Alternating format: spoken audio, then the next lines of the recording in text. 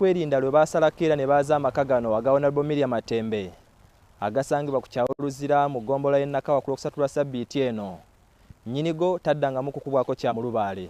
Kati ziweze ennaku 3 ng'eyaliko minisita munnamateeka era omulwanirizi w'eddembe ly'obuntu Kayingo, Dr. Miriam Lukoza Matembe takubwako kimunye.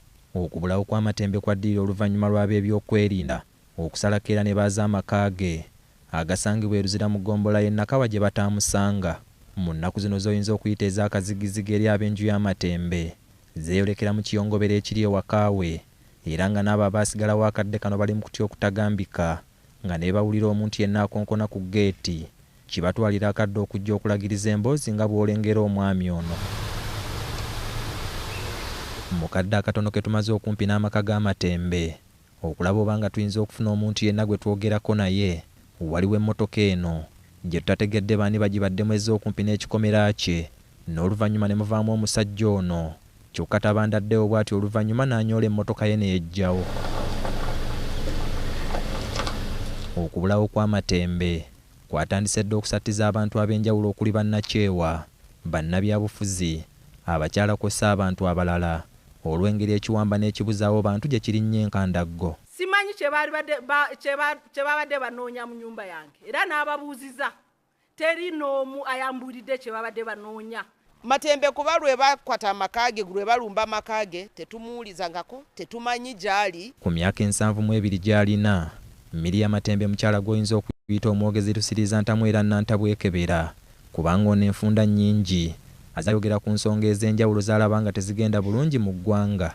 Ezimu ku zino kuliko okukyomera abalyako abakumpanya ensimbi z'omuwi w'omusolo ate olw'abavunaanyizibwa ne batunula kyamuli nga ssalambwa lya nsenke. Ku nsonga y'enfuga etagoberera amateeka wano Matembe akuuka ejjembe kubanga ono enfunda nnyingi azze atabukira buli ayisa olugaayu mu ssemateeka eyabateganya okubaga mu 95. First of all njagala kugamba oyo Muhoozi oyo asireteninga abalala ngwa boogera nkaffe aboogedde ngwa ajja kutukwata agende yeekwate agezeeko wano agezeeko ngwa agenda ku maka ga mukyala Miriam Matembe ono wayita stupid ajja kulaba Katonda we kyanamukola.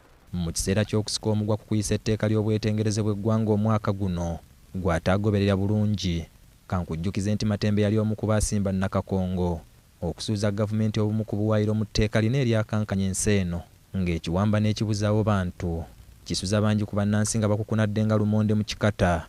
Matembe azze akivumirira n'okulaba abakulu abafuga kuno mu kamwa ng'abaatulira n'okubalabula okuli akamanye ng'akoza n'owebbwa. N'agamba oyo omumaze oyo ali mu basementi yange ali eyo afuka mu Luganda kyekyo ngo afukire eyo mu basementi yange ngo fuuru Lukwago ngo ali eyo afuka mu basementi ya Muhoozi. Njagala kubuuza Muhoozi yali azimbye ennyumba. Newankubadde ng'ebigambo tebitta, Matembe era enfunda nnyingi azaakolokota omuduumizi w'eggye ly'eggwanga era mutabani w'omukulembeze General Mozike ne Lugabane ku nneeyisa ye, era n'akola okumulabula ku bigendererwa by'alina oboolyawo eby'okukulembera eggwanga lino. Namulaba atwitinga nti oyo omukazi Matembe ne Winnie they are just useless chicken.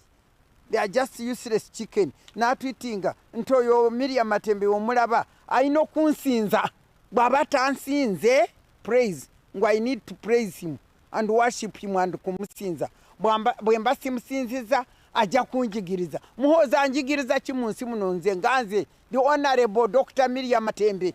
Matembe era mukyala akkiririza ennyo mu Katonda era onazzaawo nga nnyo eggwanga mu maaso g'omutonzi okulisomosa buli muyaga oguzze gugezaako okuliyuuya. Bakukaabirira ate nga twenenya mu maaso go tusonyiwe byonna bye twakola nayo nunula eggwanga lyaffe olununuleyo toteeka mikono gya Muhoozi tukwegayiridde Mukama omulungi. Kyokka newankubadde nga Matembe talabwako kati ennaku 3 byogerwa nti oboolyawo ebimu ku bigambo ebyo bye byamuzaalidde ebitukula Makayi byazaalira ku nsiko.